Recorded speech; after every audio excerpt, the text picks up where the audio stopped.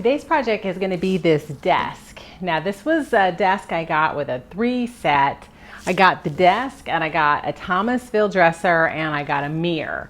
And I got all 3 of them for $100. And so, you know, I didn't even know, the pictures weren't very good. One of them was on an angle. So I just knew by the picture that it was going to be good. And then when I got it home, I figured out it's a Dixie, and it's from the Campaigner series. So I've done one other Campaigner series. It was an upright dresser, and so I'm super excited to do a desk. So you know I love campaign furniture of any kind, and I've done a few desks. This is the first kind of smallish desk I've done, but it is a perfect size for my son's room, so I'm actually refinishing it for him. So you can see there's a few damaged spots. The finish is a little worn, but I have all of the hardware intact, so it's a good candidate for a refinish. I don't plan on changing the color. I really just want to strip down the finish and restain it. So it's not going to be a dramatic transformation, but I think it's going to be good. So I'm going to start by just removing all of the hardware and giving it a really good clean.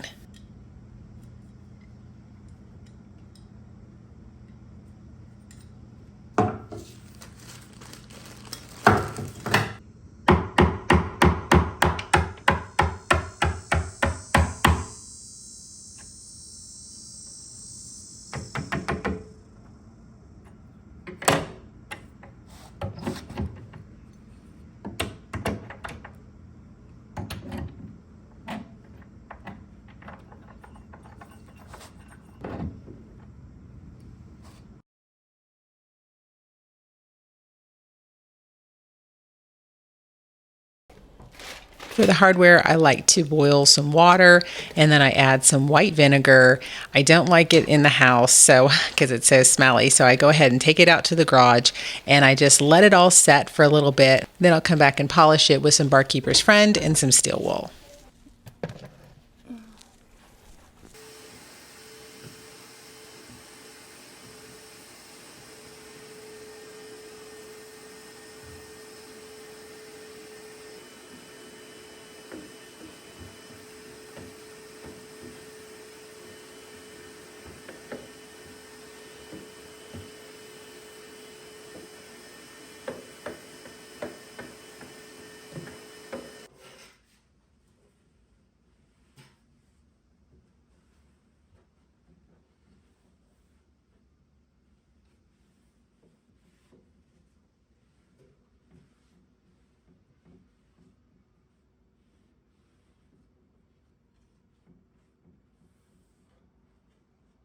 You know, this is a Dixie brand and the Campaigner series is highly collectible. But as you can see from the bottom, this is particle board and it's just covered over with veneer. So it's kind of strange that to have such a collectible type of piece to actually be particle board, but that's okay. I like it anyway. So we're just going to kind of go around and I'm going to make some repairs and get it all cleaned up.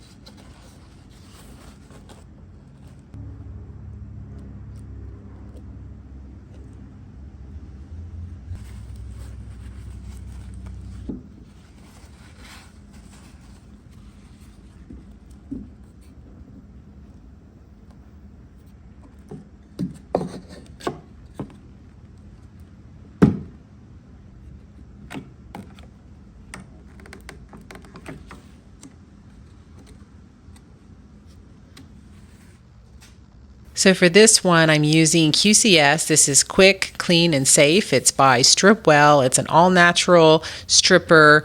It works where you don't even have to have gloves or you don't have to wear a respirator. So it works really well on a lot of finishes. I feel like it worked okay on this one. I used it on a couple other projects. You can see you have to spray it, then you leave it for 15 minutes, and then you spray another round. So you can see I tried to kind of, scrape it, but it wasn't ready. So I have to do another application. So I'm still honestly looking for the perfect stripper. You can see it worked really good on the drawers. It came off really well, but the body, it was a pretty thick type of lacquer finish, and so it needed a little bit extra.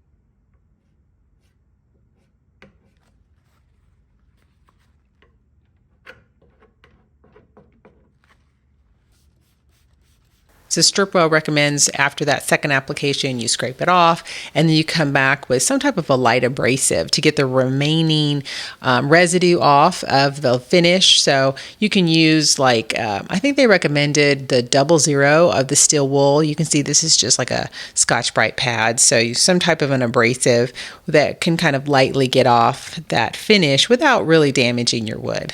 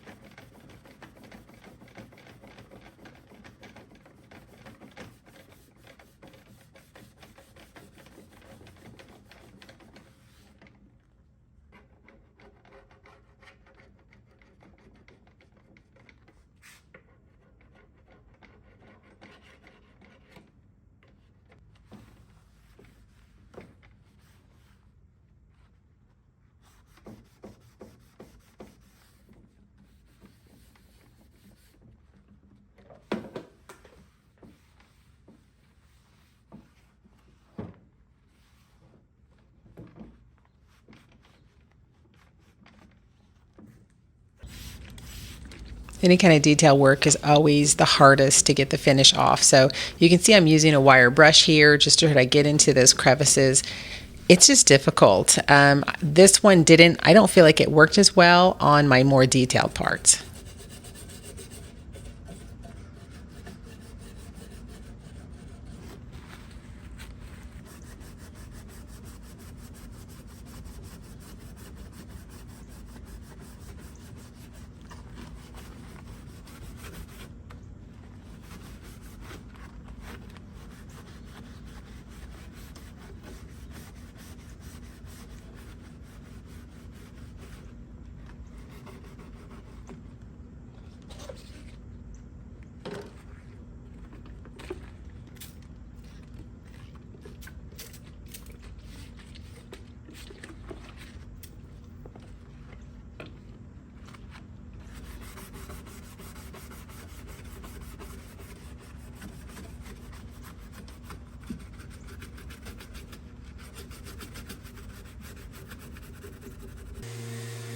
Once all the stripper has been removed and it's dried out, I'm coming back with my sander and I'm just going over it.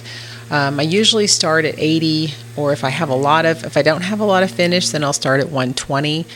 This is a new sander to me, so I'm still trying to kind of get used to it.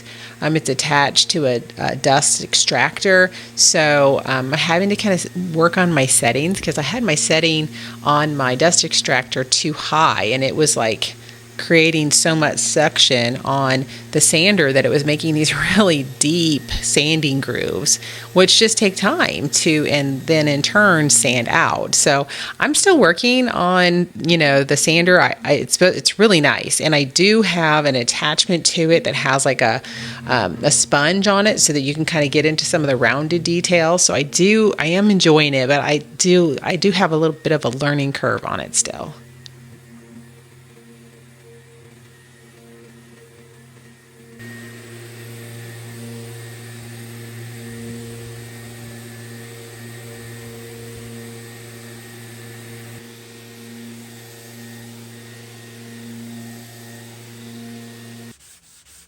And that's why you'll still see me hand sanding some. So sometimes it's just easier. People are like, why are you always hand sanding?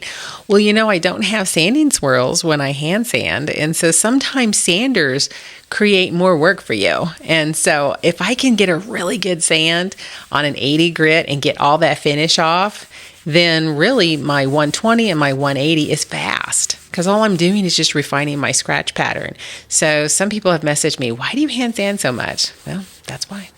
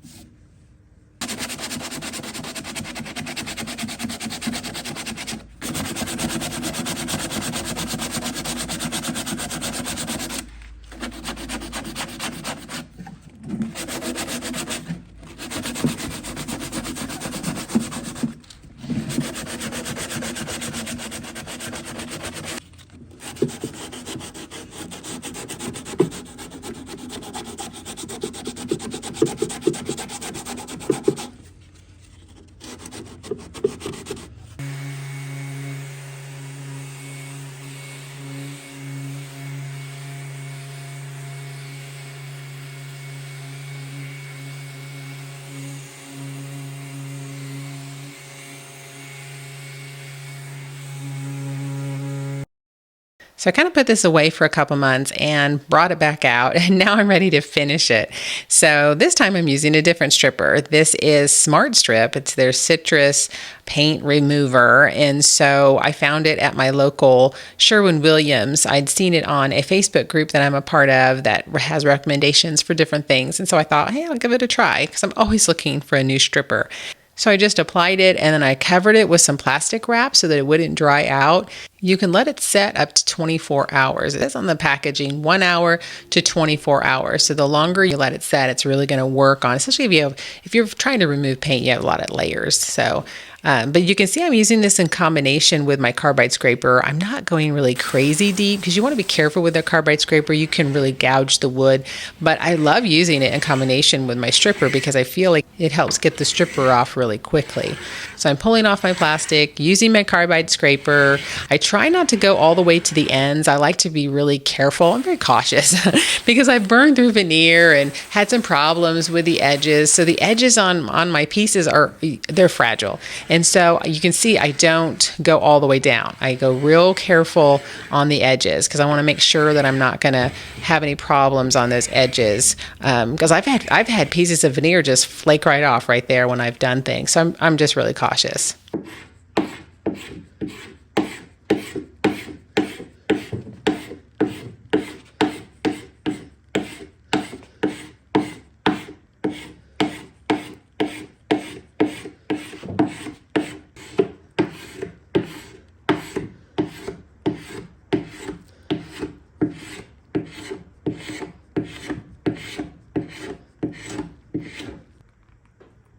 So I do my first pass with my carbide scraper, and now I'm going to use some lacquer thinner to just go over the whole piece and try to get off any additional residue. So if I'm doing a wood piece, I use lacquer thinner. If I'm removing paint, I use acetone as my after stripper wash. So it's important to kind of go through and try to get as much of that off, because what you don't get off, you end up having to sand off later. So I'm just using a light abrasive. You can use like steel wool, in a very fine steel wool. You can use a Scotch-Brite pad, whatever you have, just make sure it's not going to gouge the wood.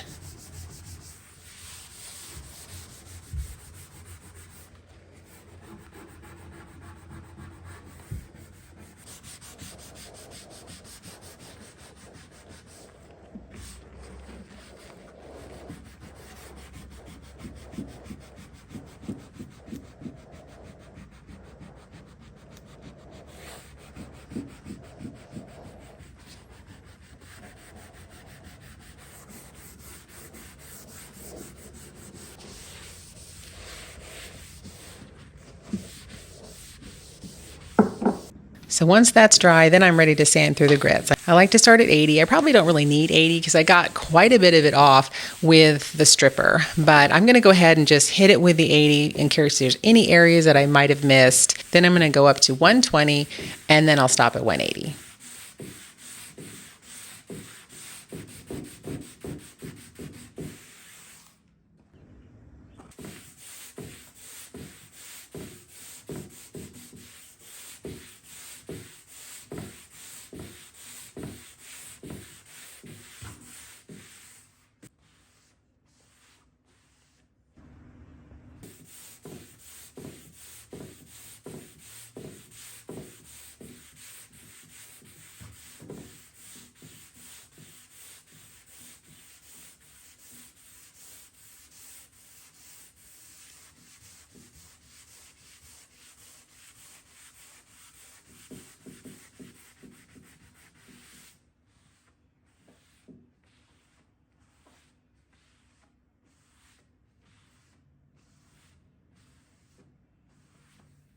Now that I sanded through the grits, I am ready to restain. So I'm just going to shoot it with a little bit of mineral spirits. I'm using General Finishes Gel Stain in the color Antique Walnut. It's fairly easy to apply. You just simply wipe it on. They recommend you go against the grain, and then after the whole surface is covered, then you're going to come back and you're going to wipe it, all the excess off, going with the grain.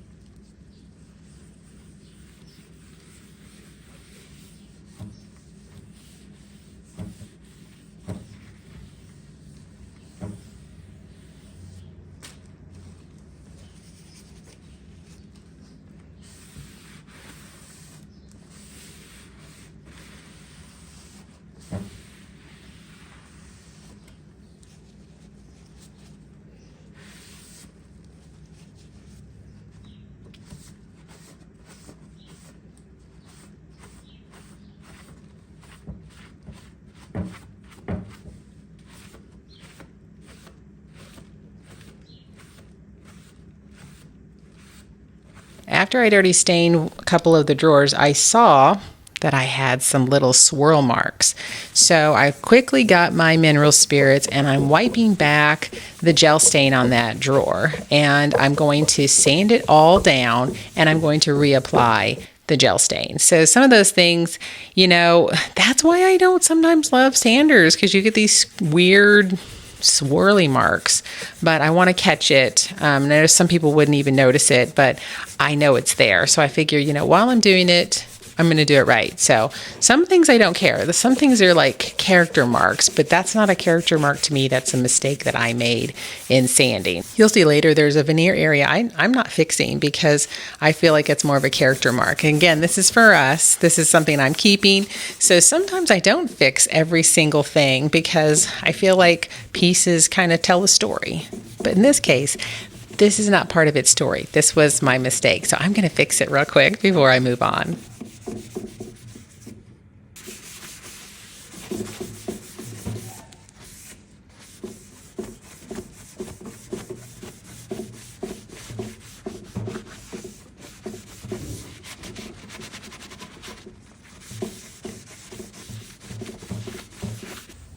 After I let that dry overnight, I'm ready to go ahead and seal it. I'm using a hard wax oil by Osmo. This is a satin finish, and so all you do is you just wipe it on, and then you just come back and you wipe off the excess going with the grains. Very easy to use. After 8 to 10 hours, I'll come back through and do a second coat, and then I'll probably actually do a third coat on the top since it's going to get a lot of wear and tear.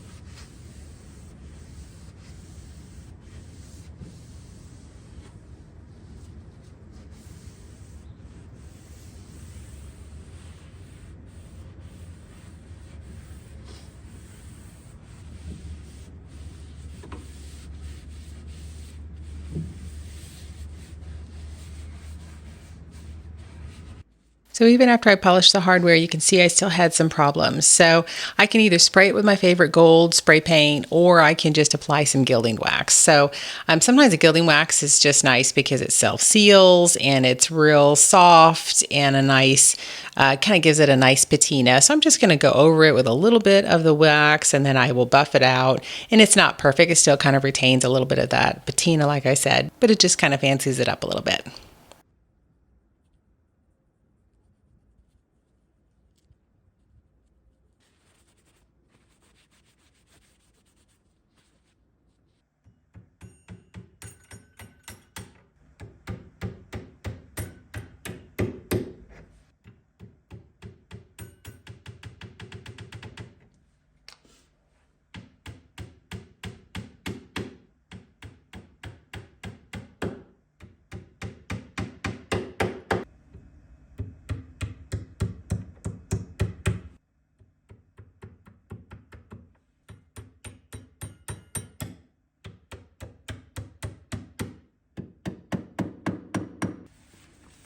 One last step, I'm going to go ahead and treat the inside of the drawers with some Danish oil. So I'm not going to line the drawers, but you can see there's definitely some issues on the inside. So it just needs to be reconditioned a little bit. So it's nice. The Danish oil, it's a nice natural product. So I'm just going to apply it and let it just kind of rejuvenate that wood on the inside.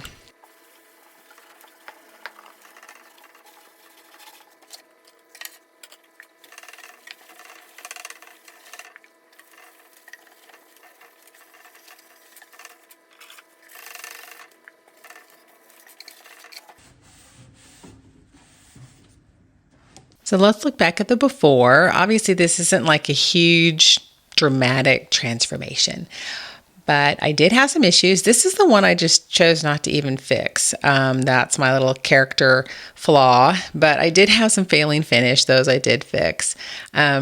Obviously, I had some scratches and some gouges, and I had some veneer repair to do on the other side, but it wasn't in horrible condition, but definitely just needed to have a refinish. So since we were keeping it for ourselves, I decided to go ahead and strip the whole thing down and then just completely redo it. And so after a lot of stripping and a lot of sanding and a full restain, here is the finished product. What do you think? I think it's nice. I like the tone.